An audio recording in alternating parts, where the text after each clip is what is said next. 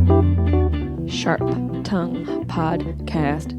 Beep, beep, beep, beep, beep. You're listening to the Sharp Tongue Podcast. I'm your host, Jessimae Peluso. It's a personal look. Well, it's not really a look because it's a podcast. I'm already fucking this up. This is kind of like a verbal comedy diary, a deep look into the crevices of my mind. It's gonna get dirty. You might cry. You'll probably laugh. Hopefully you'll laugh. The whole point is for you to laugh, but you also might cry. I talk about my family. I talk about farts. I talk about love, loss, comedy, how hard it is to make it in this biz. I'm a fucking professional. Each week it's something different. Sometimes I have a guest host. Sometimes it's gonna be a movie companion episode. Sometimes I just ramble about the bullshit I dealt with the week before. You never know what you're gonna get. It's raw, uncut, and funny. It's me. Hey. Hi, everybody. My mom died. I'm just gonna come out and say it. And this is basically my grief survival guide and going through the various stages of grief, which always, they don't always come in order. You know, there are different ways that they come, and you may experience one for a while and another for months, and you know, it's not so clean cut. It's not, something that is neat. So if you're somebody who's going through this, just know that however you need to grieve, that's your process. I am currently in shock and denial, 100% in it. That's why I'm able to podcast. And I thought, what a unique experience to be able to document this for myself and for other people. It's something that has been studied for years, and it's something that is very based on the individual. But, depending on who you ask or what you research, there's either 5 or 7 stages of grief. It's a shock and denial, pain and guilt, which can sort of be taken out of the 7 stages and, condensed down to 5. But it's shock and denial. Let's just go straight 7. See, one of the things about shock and denial is your brain doesn't fucking work. So if we're going to go 7 stages of grief, this is how we're going to go. We're going to go shock and denial, pain and guilt, anger, bargaining, depression, the upward turn, and reconstruction, and working through the upward swing. And then beyond that is acceptance and hope. So if we narrow it down to the more traditional stages of grief, it's 5. Shock and denial, shock, guilt, anger, depression, and acceptance. And I can say that I've felt all of those already with my mom's experience and my mom's death. She was in the ICU for 2 months. She went in for a twisted colon. And let me just, you guys know, this isn't going to be so depressing. It's going to be real as fuck. I'm going to stay true to how I'm feeling.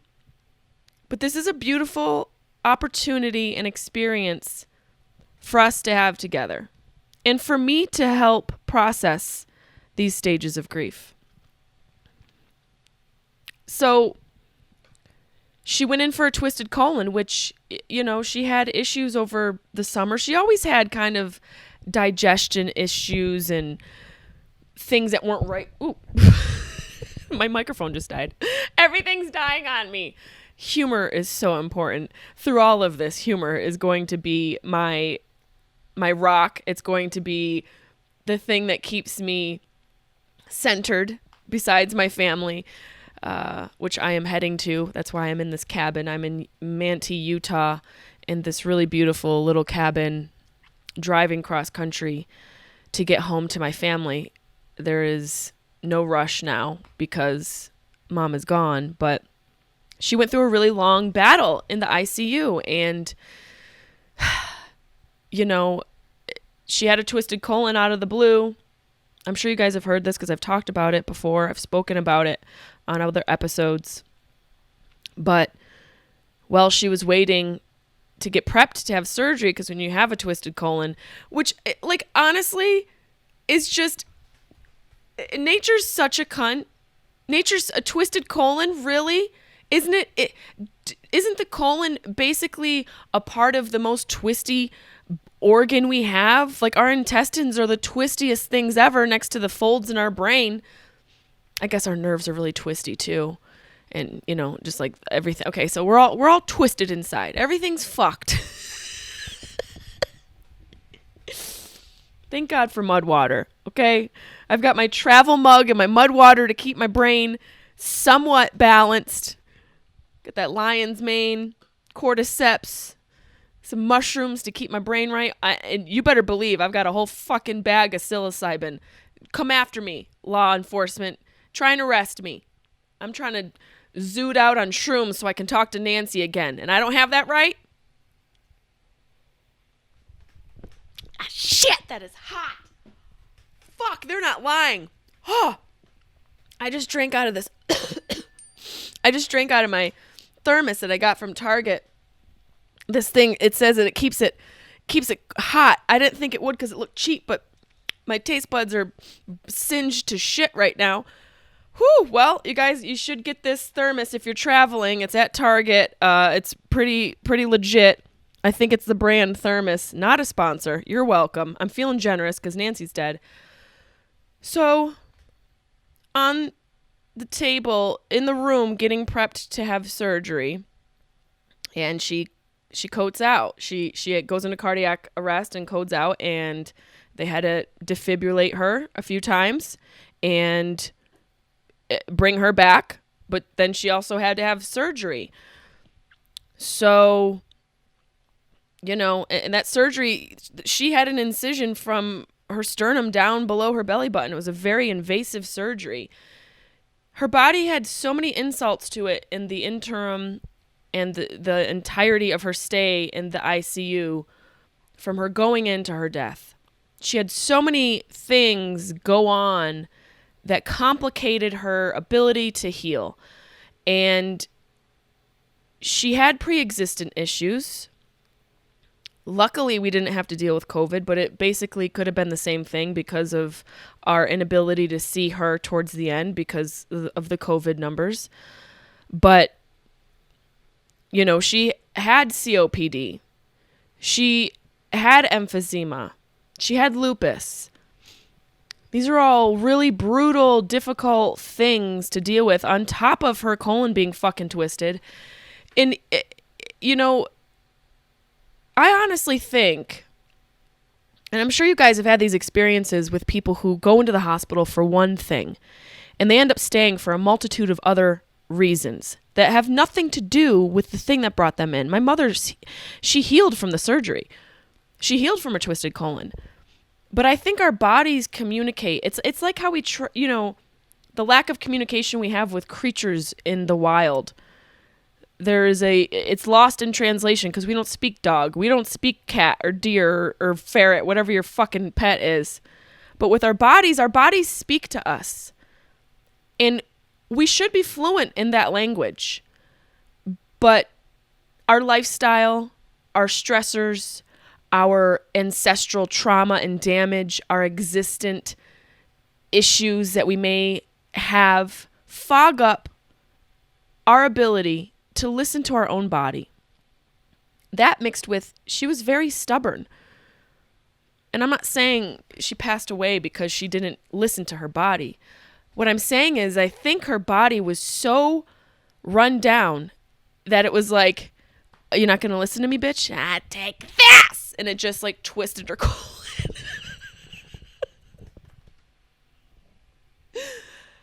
Let me laugh, okay? It's my mom. She's dead. I can laugh. Okay? I truly believe that, though. I truly believe that the body will hurt different parts of itself to get you to focus on the real areas of issue. And we have to listen to our bodies. We have to find a way to clear out all of the noise in our minds and our souls and our being that is fogging up our ability to translate what's going on within our own vessel. We have one vessel. And if you love people, if you have kids, if you have younger people in your life who you want to be around for, take care of your vessel. Look, anger's already coming up. Just quick as that. I'm in denial and I'm like, this fucking bitch.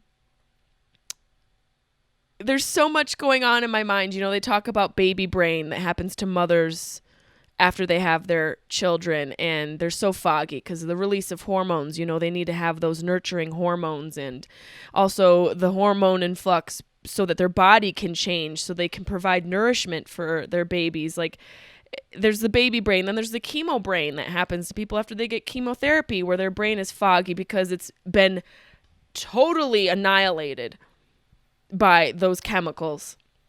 There really is a grief brain.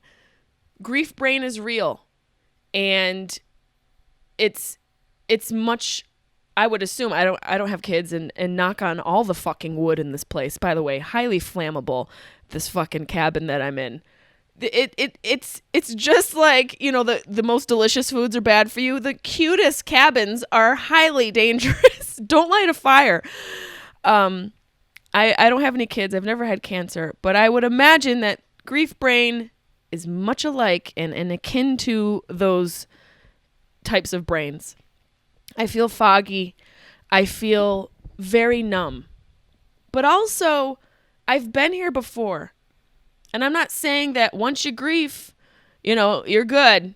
You're one and done. Dad's dead. Oh, mom should be a walk in the park. No, I can't even walk in the park without crying because it's so beautiful and it makes me think of my mom. I'm saying I've been here and I'm not a stranger to grief. I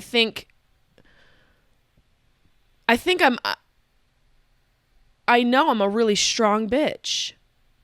And my mom is a strong woman. And that's the other thing to struggle with, the tense of which you speak about your loved ones.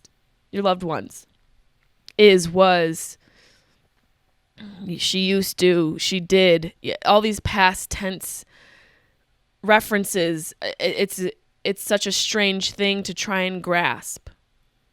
And in the beginning of grief, you know, you gotta go slow. You really gotta go slow. And I'm gonna get into like actual ways to help you guys cope with this, and that will help me cope with this. But I left yesterday morning from my place in LA, and I felt numb, fatigued. I felt definitely in a state of disbelief. And also, like, I was just fucking here. I was just fucking here with my dad. 2017 to 2018, lost him in October 2018. You know, right before Halloween. Didn't get to have those last holidays with him. And here I am again. Mom dies on February. What fucking day is it? Friday the 13th. This snarky bitch. She's like, oh, yeah, it's Friday the 13th. Bye. Pieces out. And here my sister and I are again with the most emotional holidays on the horizon. I mean, it couldn't have been fucking President's Day, Grandparents' Day, no offense. That would have probably been pretty bad too. Easter? Who gives a fuck about Easter? You know, Easter causes diabetes. Like, let's be serious here. Friday the 13th. 2 weeks shy of her birthday. She's like, I'm out. And, you know, I'm sitting in my car as I leave my place from LA. It's about 10 o'clock in the morning. And I was thinking about my sister. I was thinking about my drive, thinking about my presence and how much I love my mom. I just was in a really pure moment at this red light, staring off. You know when you just stare off and you're lost in thought. And I hear from across my window, through the window of the other car next to me, a guy say, "You have a beautiful spirit." And I just look over at him, and it's this bald, fat dude. I'm nothing against bald, fat guys. It's just a description. Can people stop getting triggered off of fucking descriptions? He was a bald, fat guy. Like if he murdered somebody and I had to describe him to the police, give a description, I would say he was a bald, fat guy. I wouldn't say he had hair to anticipate the feelings of other bald people and how they might feel about me saying something about this man being bald. He was bald and fat, okay? Probably to his own demise. But this bald, fat guy in this Mercedes with an accent, he goes, "You have a beautiful spirit. I trained with monks 40 years. 40 years I trained with monks, and I am a spirit guide. I would love to read your spirit. I don't charge." This guy's doing a spirit healing deal through my window, through all the windows at this light. And I'm just like, huh? I was like, "Thank you. Like, I know I got a beautiful spirit, sir. It's my charm. It's my calling in life. My spirit is my calling. I know.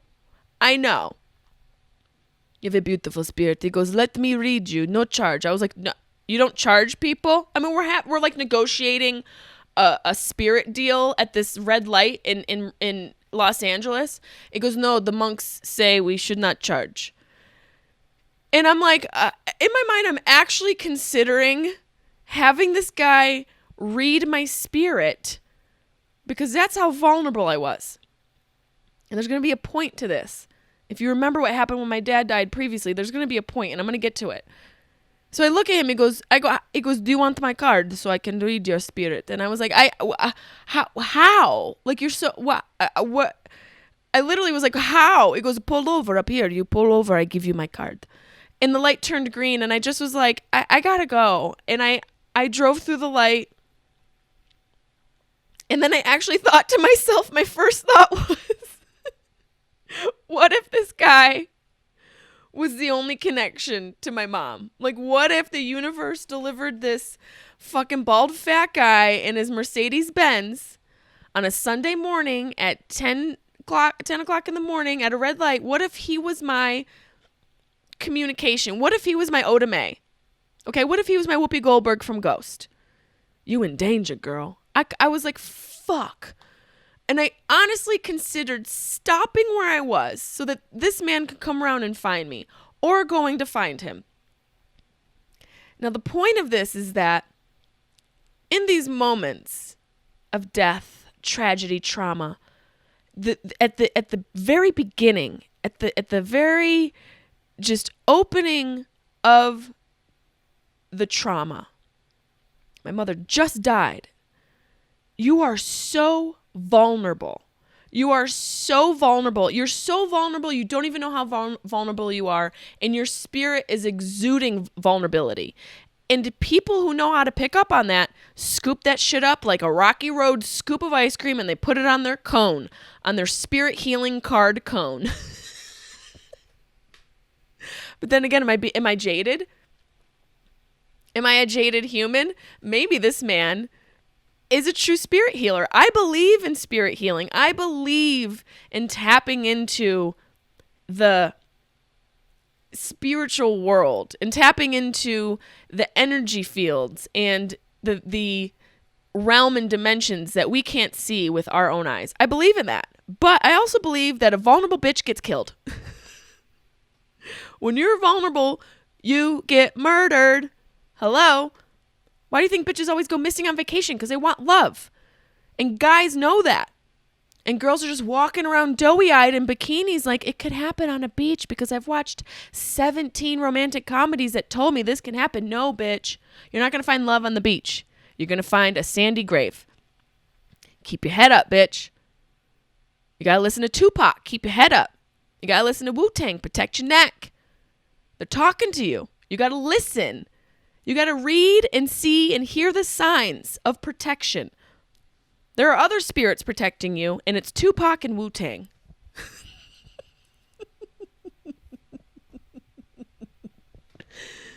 So, this man may or may not have been an energy healer, okay? Not holding it against you energy healers out there. Sure, I believe in it. I've got some of those capabilities myself. I truly believe that. I am very, very intuitive to people's emotions, pain, and thoughts and process. I'm very, very open to that and sensitive to people's strife. I can read people really well. But I also know a bitch gets murdered. Hi, Natalie Holloway. Can't say hi to her. Why? She died. She died where? Aruba. Aruba, Jamaica.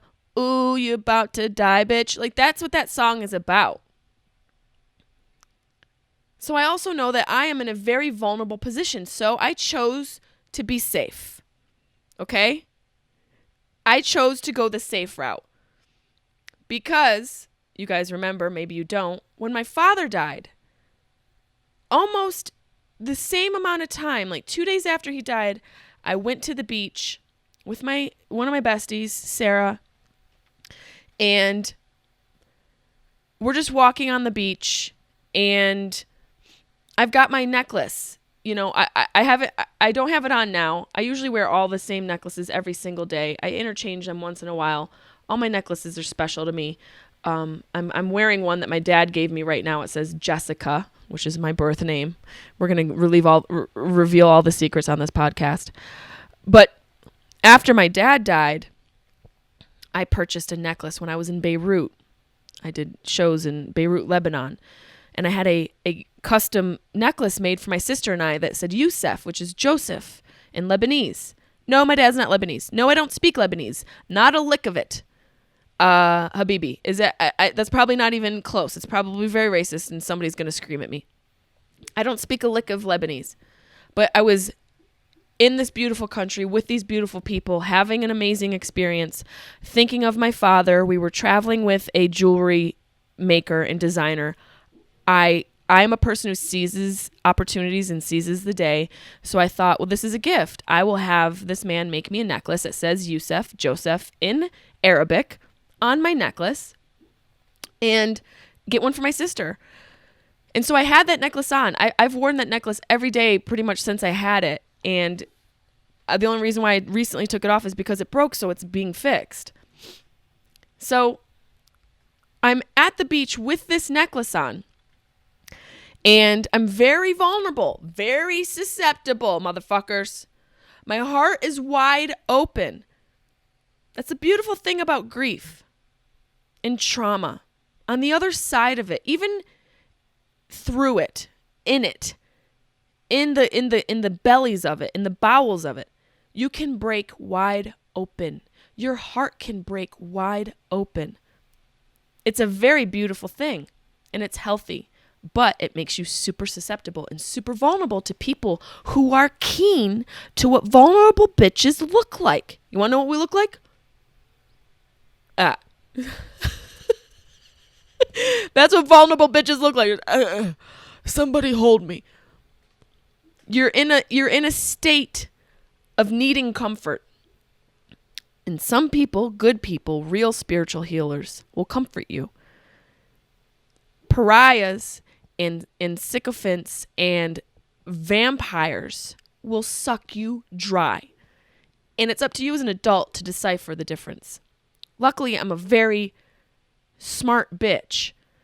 I've been attacked and raped and mugged and all these things where I have learned to read the room, the rapey room, and get the fuck out.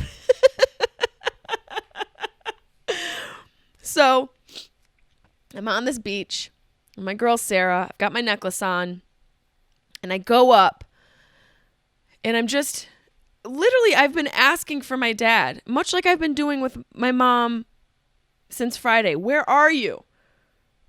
Where the fuck did you go? because you're in disbelief. Even though it's numb and it's denial, there's still a disbelief and shock. So with shock, you're just like, what? Where'd you go? So that's the energy I'm putting out on this particular sunny day when I was at the beach with my Yusef necklace on with my girl Sarah. Where are you, Joe? That's my energy. And I'm standing at the beach looking out into the ocean, and I see this white van pull up. It's never a good sign. Nothing good comes out of a white van. It's either flowers or dismemberment. That's survival science. But here comes a fucking bald kind of fat guy, and we're seeing a pattern. This bald kind of fat guy comes out, and I'm always cognizant of my peripheral and beyond. I'm always cognizant of what's beyond my peripheral because of the things I said that have happened to me. And so I just kind of notice him, but I'm also in my own vulnerability and in this moment of asking where the fuck my father is, that I'm a little aloof. And I'm just looking out into the ocean, and he said something about it's a beautiful day, which is such a generic line. As a murderer or a man who's like really looking for love, let's get rid of that line. You got nothing else up your sleeve? Huh, Ted Bundy? Oh, it's a beautiful day. What, for murder? No, thanks. Gross. I sipped my mud water that time because I knew that an explosion of heat was going to hit my taste buds. So I said, yeah, it is a beautiful day. And I might have had some tears in my eyes. I think I did. And I just look out into the ocean, and he's kind of standing there. He's like right next to me, you know? He's probably 2 feet away. Not too close for comfort, but still too close for comfort. But I'm vulnerable, so I wouldn't, if he was licking my ear, I probably would have let it happen.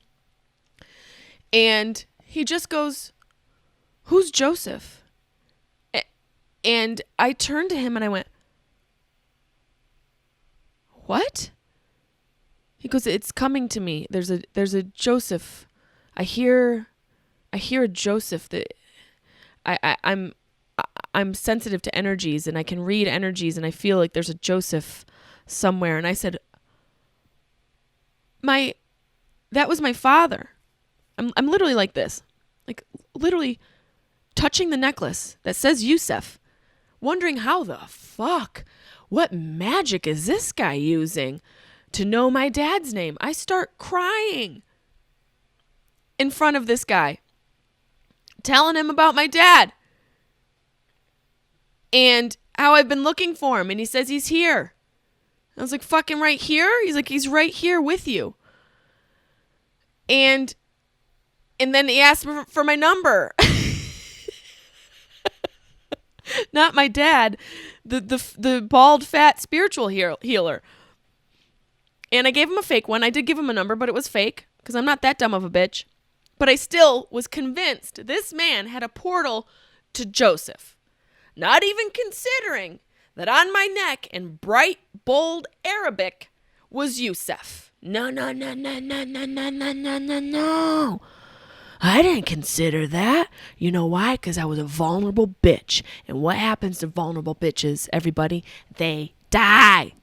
They get murdered, says a jaded woman. I'm not jaded.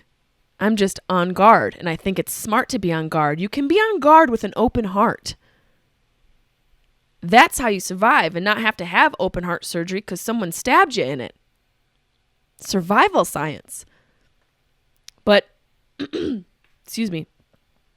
I bawled my eyes out in front of this man and was certain he had a direct line to Joey P.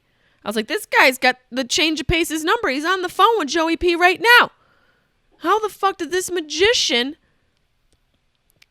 where did he get my dad's number?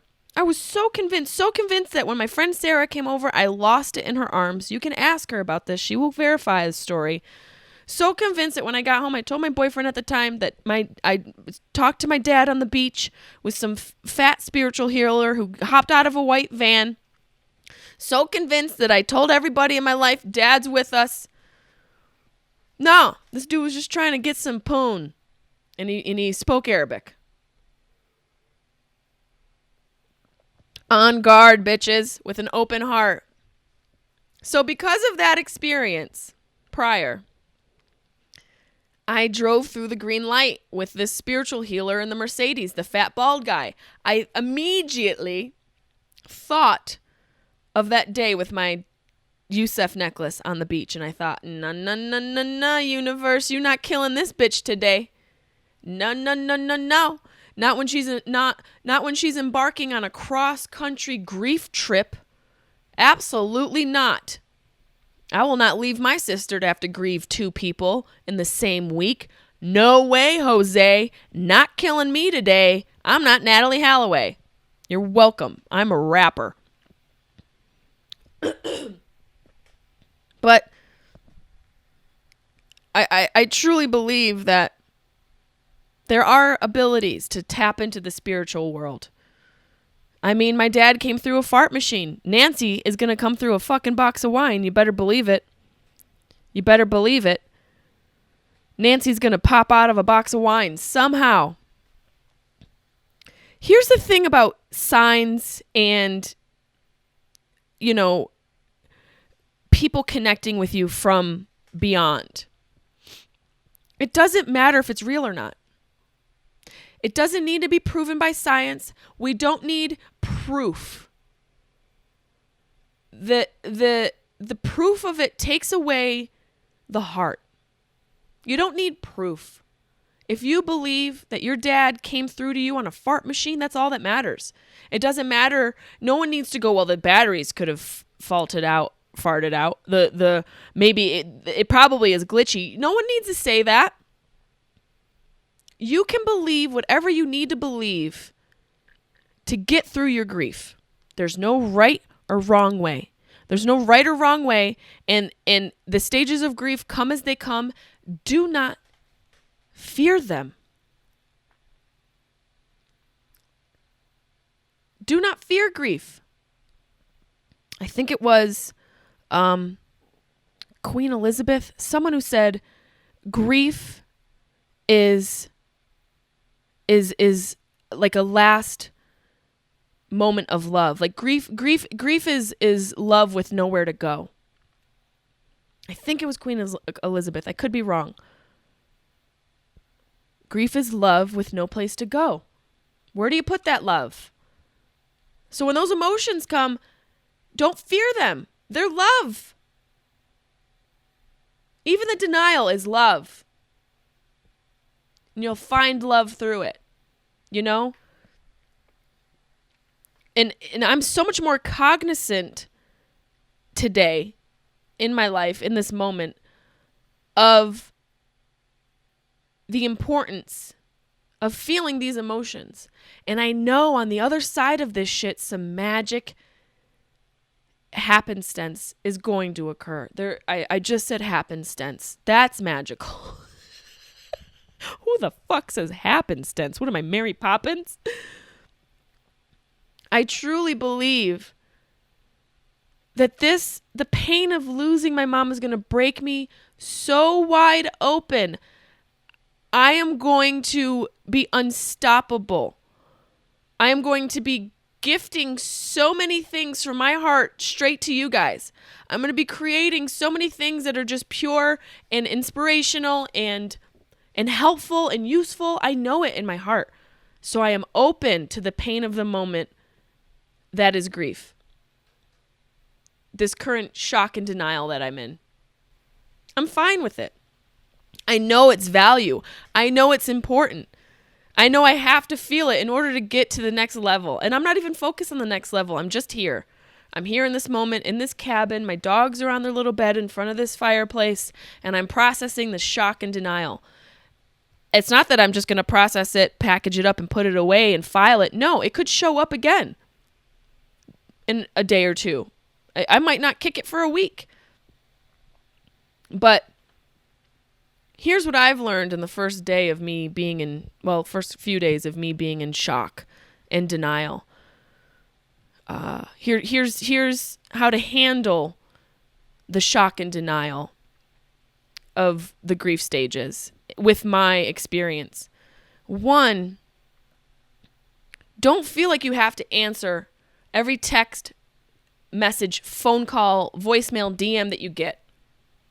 Only answer it if it's going to bring you some sort of solace. You don't need to manage other people's grief pertaining to your own. And Arden spoke about this on the previous podcast, Good Grief, which is so ironic that that was the podcast before this one. There are no mistakes in life. There are just moments, and you follow them, and they reveal their beauty after they've passed. Don't worry about answering messages. So if you've messaged me or DM'd me or whatever, and I haven't gotten back to you, that's just my process. It doesn't mean I don't appreciate it. And it doesn't mean stop reaching out. But don't reach out to process your own grief. Reach out because you actually care about someone and what they're going through. And as someone who's going through grief, it is not your responsibility to respond to people. I'm burping up Cheez-Its and Cracker Barrel from yesterday. And the other thing is, don't be afraid of silence. You know, I drove almost all the way from LA to Utah in complete silence. That's not like me. I like to multitask when I'm driving. Not like I'm, making pancakes on the dashboard hot plate, but I'm listening to podcasts. I'm listening to audiobooks. I'm taking mental notes and recording voice notes and thinking about projects that I'm working on. It's a mobile office when I'm on the road. I get so much work done driving, and that's why I enjoy these road trips.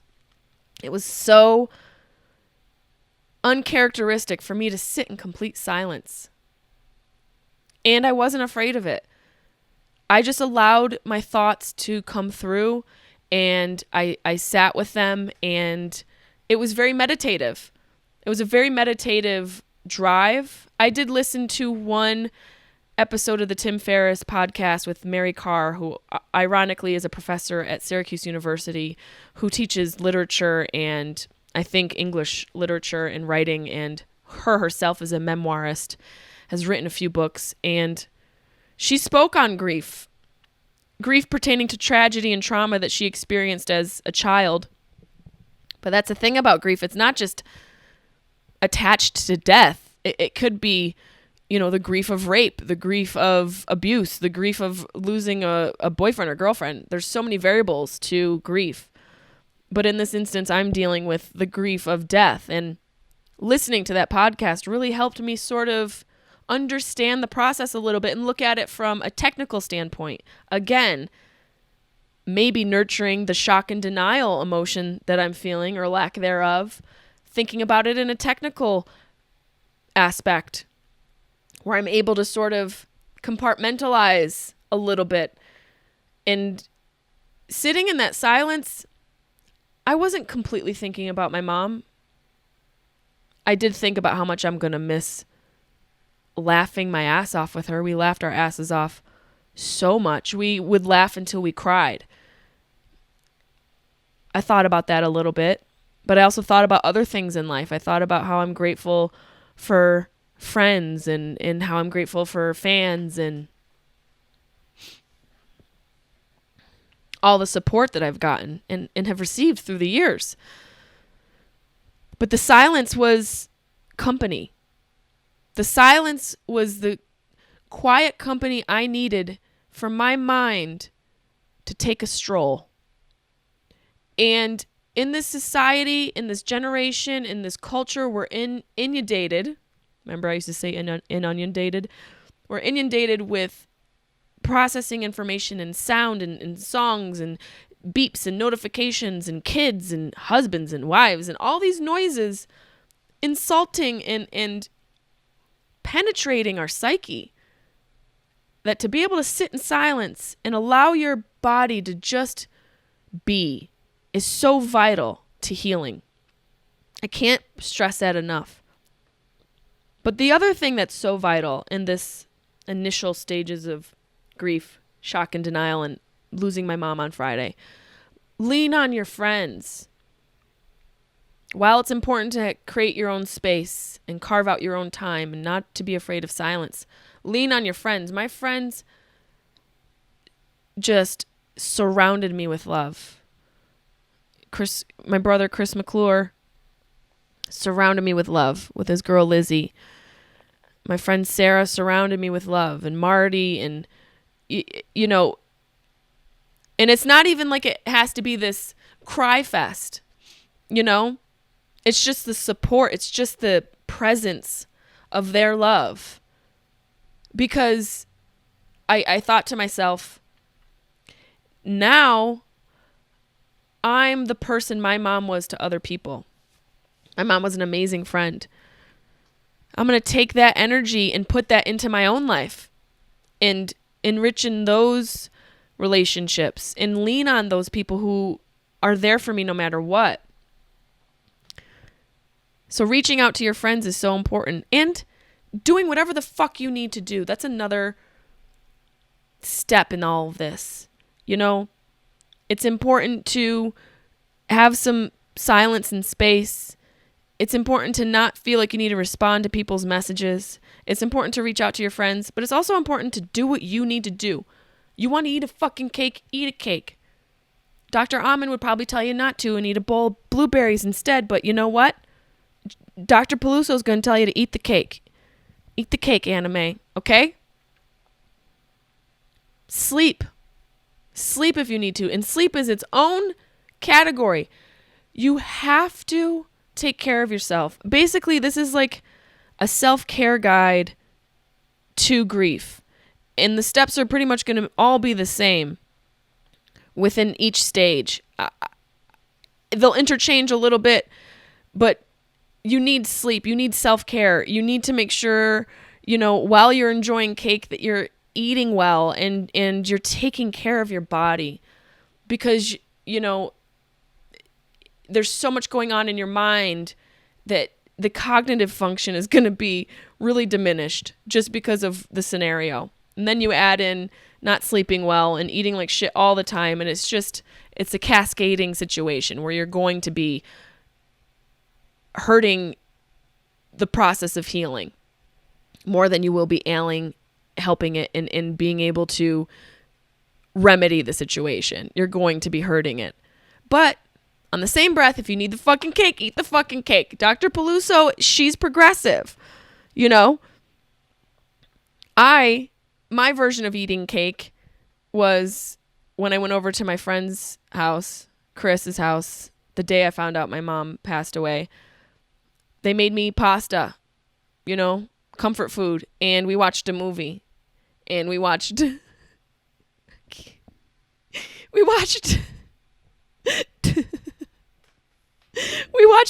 Becomes Her.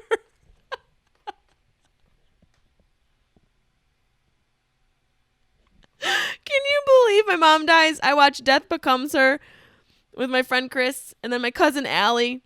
Shout out to Allie B. I love you so much. My mini me, but she's her own person. Shout out to Allie B. I watched Death Becomes Her with my brother Chris, and then my cousin Allie comes over and we watched This Is the End. Terrible movie choices or terrific? It's up for debate. I think great. Right up my alley. Death Becomes Her is such a good movie. Meryl Streep, Goldie Hawn, Bruce Willis, Isabella Rossellini. I mean, come through 1990s. Such a great movie. Really just was what I needed. I basically what I'm saying is escape into what makes you feel good. As long as that won't hinder your healing process too much. You know, the healing process is like this revolving orb that consists of all these things. And when you add things that aren't healthy, it kicks it off its axis a little bit and it gets thrown off course.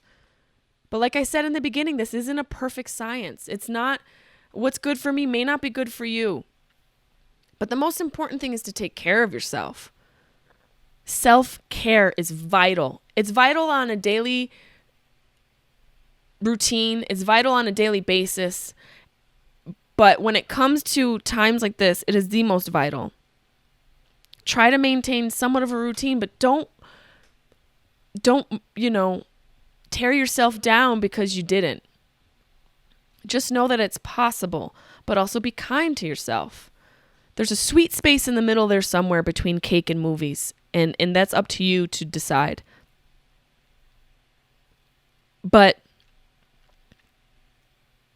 this whole process of grief is one of those things that I think they should just touch upon in school.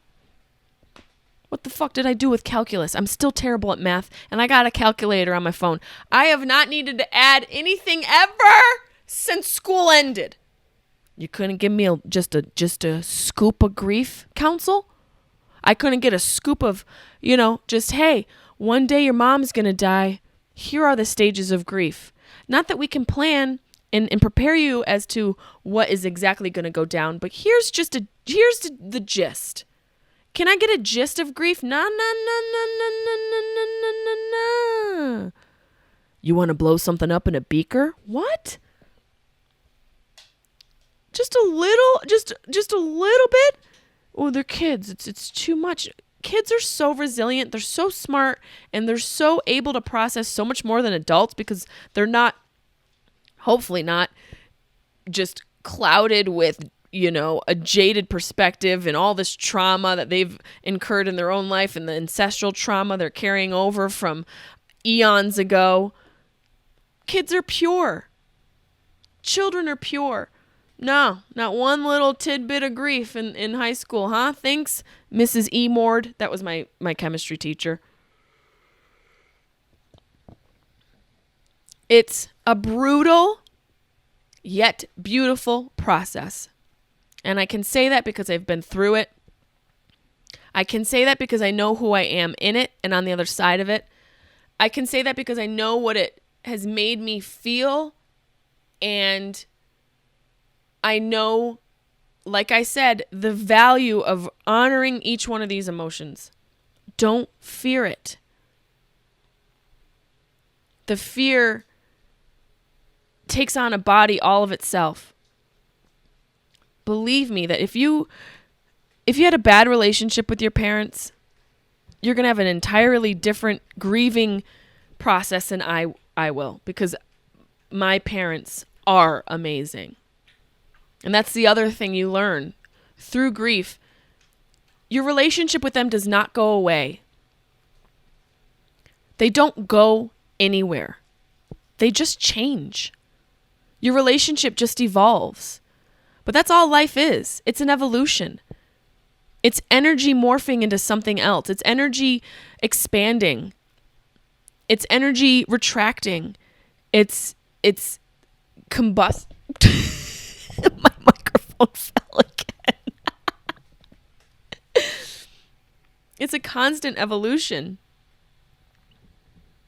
Grief is the evolution of your relationship with your loved one. And these stages help you, hopefully, come to the new relationship you have with them.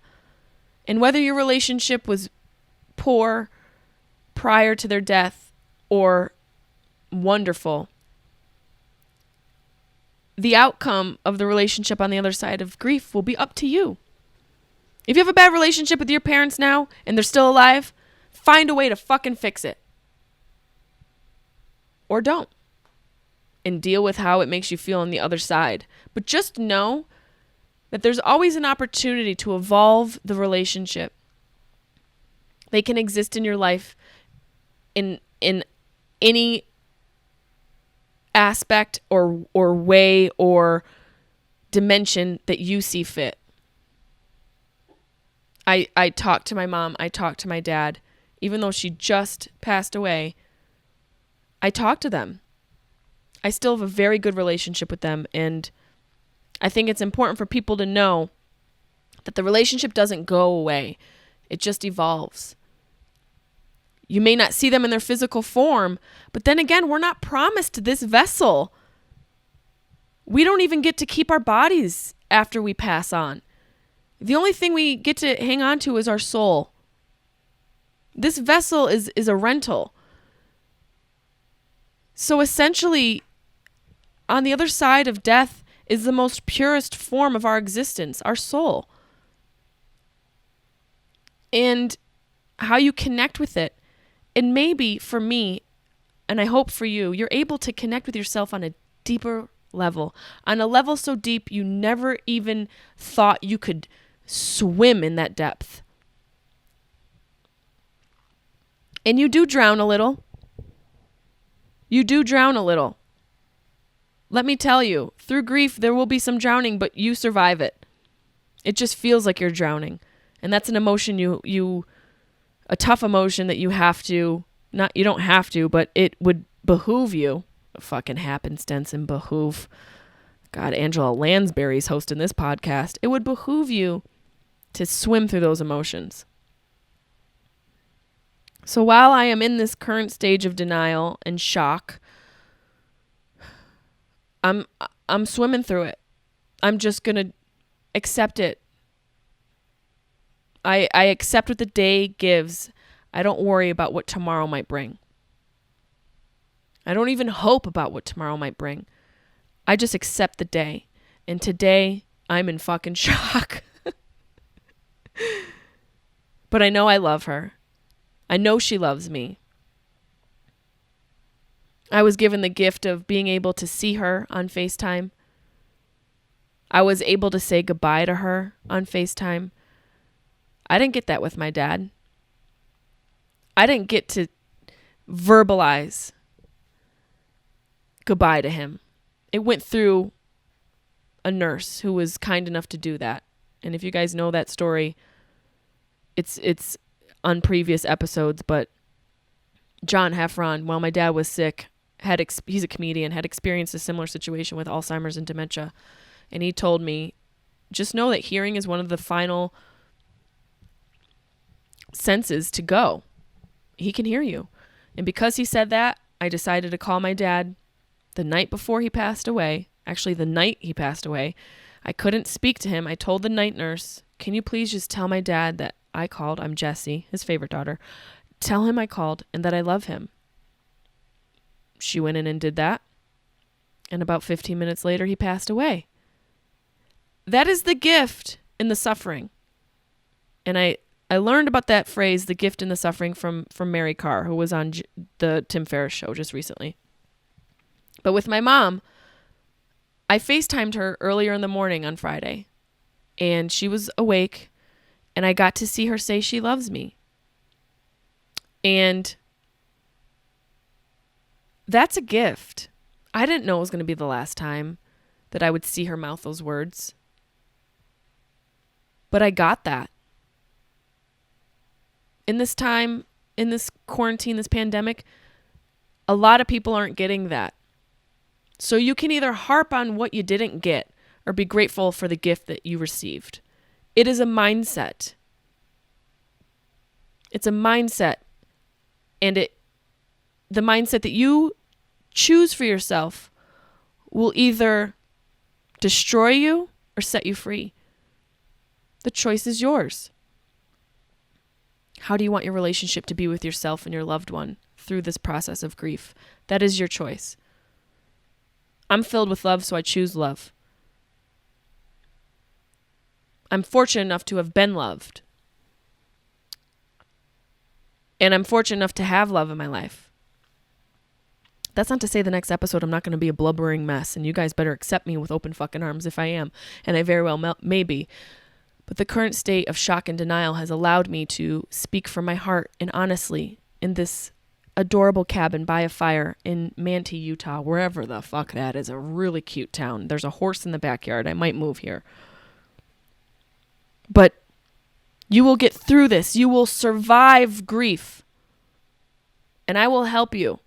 I will help you through all of these stages. I will document all the stages that I can and share with you how I'm feeling and what I'm doing to get through it. So just don't forget your self-care guide of silence, sleep, nutrition, exercise, friends, and breathing through all of it. Write that shit down. Keep it in a page in your journal and start to journal your emotions. I'm doing that. I've been doing that for a couple years. And just know that this is a part of the process. It's an evolution of the self. That we aren't guaranteed anything. We don't get to keep anything in this life but our soul. So protect yours. Cherish it, nourish it. And find a way to repair the relationships that mean something to you. And if something traumatic happened to you, I've been there. Find a way to find peace with it. It'll set you free. And I'll leave you with this. When we were on FaceTime with my mom, it's so hard to know what to say. You don't even know if she's absorbing everything. But I believe Ram Dass said, we are all just walking each other home. And I said that to my mom, that we're just walking you home. You're going home. And we will carry you with us forever. If you get the opportunity to say goodbye to someone you love, say everything you feel. Don't worry about whoever's in the room, what they're going to think of you. You seize that moment to express yourself to the fullest. It will set you free. Trust me. Trust and believe. I told her that we are walking her home, and I'm going to drink all her boxed wine. And she opened her eyes and flipped me off, and then she died. No. Laughter's important. Also laugh. I should add that to the list. Laugh. The list will grow and evolve. But as of now, self-care is number one. Find a self-care routine that works for you. And just know that grief is love with nowhere to go. Nowhere to go but in. So breathe in all that love and know you're going to get through it. Oh, God, it hurts so much. I'm just kidding. I'm still in denial. I can't feel anything. It's great. This is the greatest stage. This stage isn't so bad. I can actually get some work done. We'll see what happens when anger kicks around. That's going to be fun, huh? Right on Thanksgiving? Might smash some mugs. You guys will get through it. There's beauty on the other side of the destruction. And you guys know what I say. Life is brutal. You don't get to have the beauty without the brutal.